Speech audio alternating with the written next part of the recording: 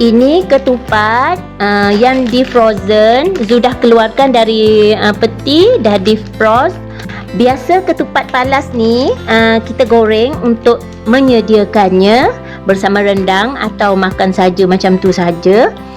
Tapi Zu kali ni Zu tak nak goreng, Zu nak kukus untuk mengurangkan lemak, minyak. Okey, sementara tu jom kita ke dapur, kita masak rendang.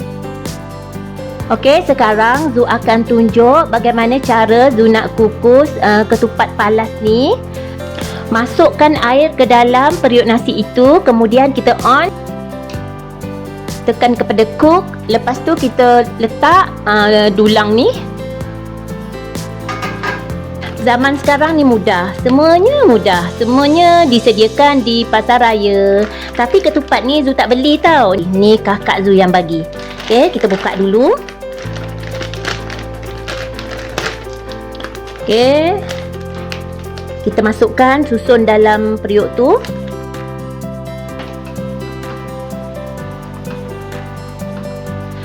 Okey, mudah kan? Kemudian kita tutup.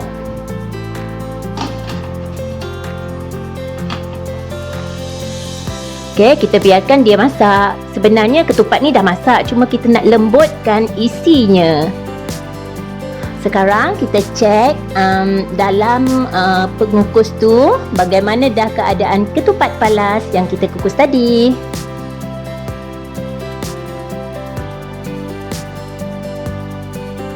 Okey, ni nampak ni.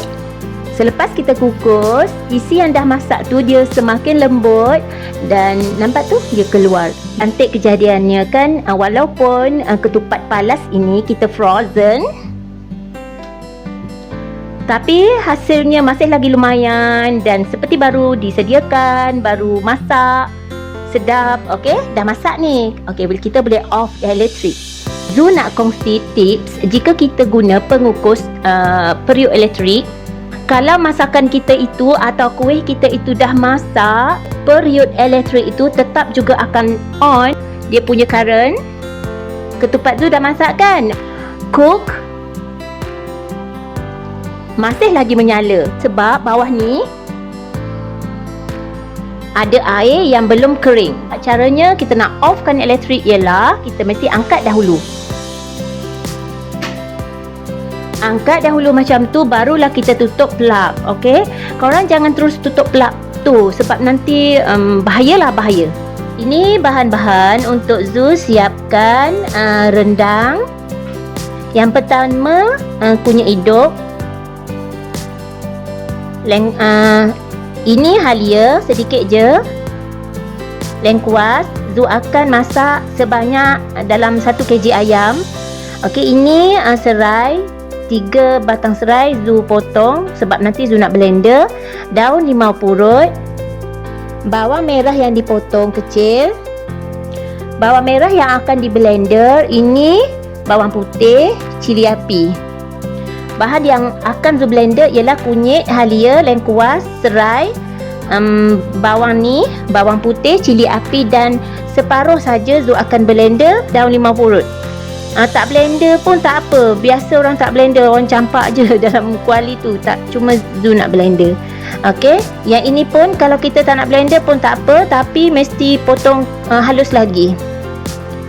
Okey, sekarang kita siapkan dulu. Mula-mula kita panaskan minyak. Bismillahirrahmanirrahim. Okey, kita masukkan sedikit cili kering yang dikisar ke dalam minyak yang dah panas. Terpulang, part ini terpulang kepada sesiapa. Jika tak nak guna sedikit cili kering ni pun tak apa. Zu guna hanya untuk mencantikkan warna aja, bukan untuk rasa pedasnya, bukan. Bismillahirrahmanirrahim.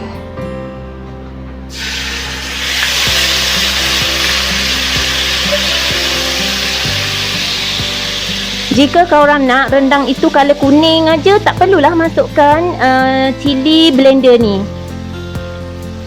Garam,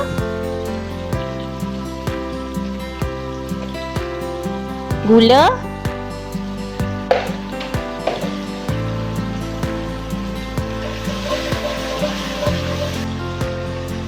Kemudian kita masukkan bahan yang telah kita blender.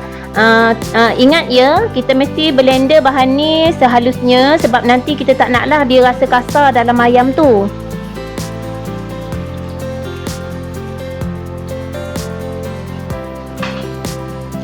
Ada dua cara untuk masak rendang. Cara yang pertama, kita tumis sedikit minyak seperti yang Zu buat ni.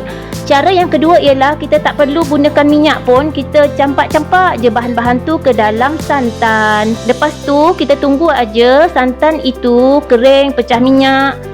Kita masukkan ayam, kita tunggukan lama sikit, gitu je. Ni cara yang Zu buat ni. Zu nak letak minyak, Zu nak tumis sedikit.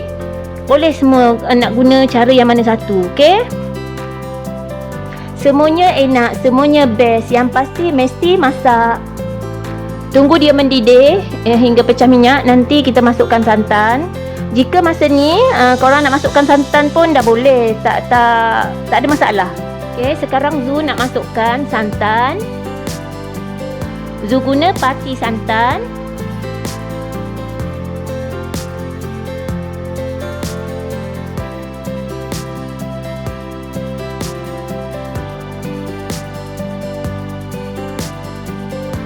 Jika korang guna santan yang kurang pekat, boleh juga. Cuma kita mesti masak lama sedikit supaya rendang tu kering dan enaklah.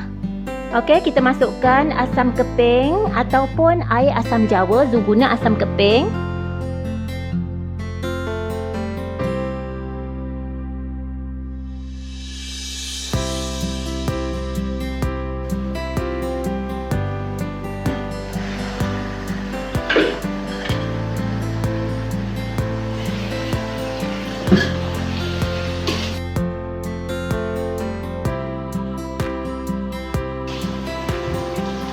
Limau purut, bawang potong,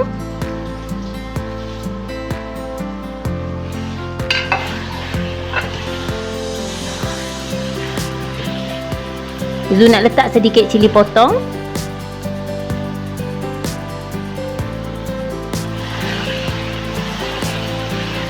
kita nak masak rendang daging. Semasa kita letak santan tadi tu, kita dah mesti masukkan daging supaya daging tu bila dah masak nanti dia lembut. Jika masukkan lambat daging, tak enak lah. Nanti daging tu jadi kenyal, keras dan santan tu pula pecah minyak dan berminyak-minyak. Jadi tak sedap lah nak makan. Kita boleh tutup dulu supaya dia cepat masak.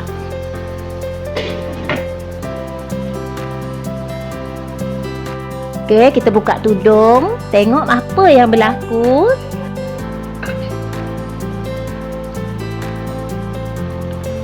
Ayam dah empuk. Zu akan masukkan daun kunyit.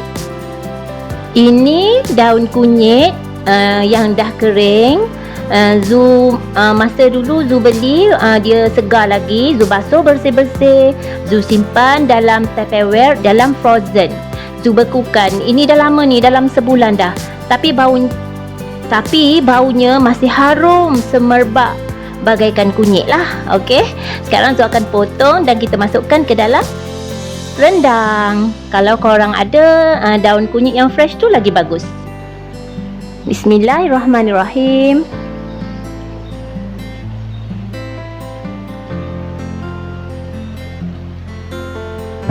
Pastikan dalam rumah ada stok daun yang wangi yang kita masak, kita perlukannya. Jadi bila kita tak rancang pun nak masak menu tu hari tu, kita boleh je nak buat apa, nak masak apa. Kalau macam Zu suka beli-beli, Zu basuh bersih, Zu frozen. Daun limau purut ke,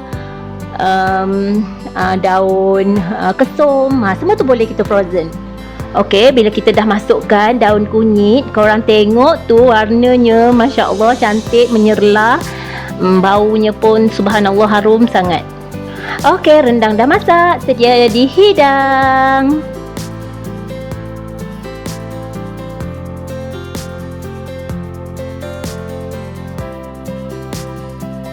Alhamdulillah, rendang ayam bersama ketupat palas dah siap masak. Kita buka dulu. Bismillahirrahmanirrahim. Kalau kita goreng nasi yang dalam ketupat ni sedikit keras berbanding yang dikukus.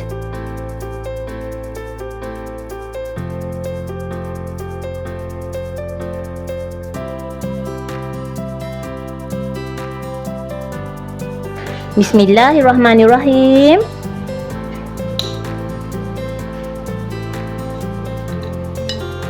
Okay, begini cara makan dia. Kepada sesiapa yang belum lagi subscribe channel Zu, mohon korang tekan subscribe dan tombol loceng. Like, komen dan share resepi yang Zu masak kepada kawan-kawan kita supaya mereka juga dapat mencubanya, dan yang pasti ialah menjimatkan belanja dapur kita semua. Terima kasih sebab menonton. Bye bye, selamat mencuba. Assalamualaikum.